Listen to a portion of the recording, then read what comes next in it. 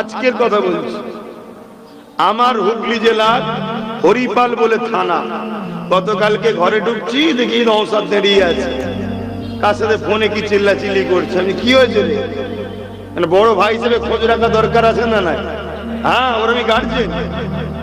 আমি দেখি ফোনে চিল্লাচিল্লি, আমি কি আসলে চিল্লাচিল্লি, কি হয়েছে? ওই হরিপাল বলে একটা জায়গা আছে আমার হুগলি জেলাতে, ওখানে নাকি কবরস্থানের ওপরে মেলা করছে। শুনছেন কি বলছে?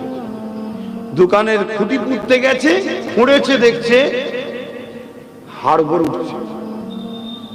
কথা বুঝছেন? এবং ওই মেলার মধ্যে কবরের চিহ্ন পাওয়া যাচ্ছে, কিন্তু ক্ষমতার জোর আছে। তা বলছে আমি যাবো কালকে, তাই চিল্লাচিল্লি করছি। আজকে গেছে শুনলাম।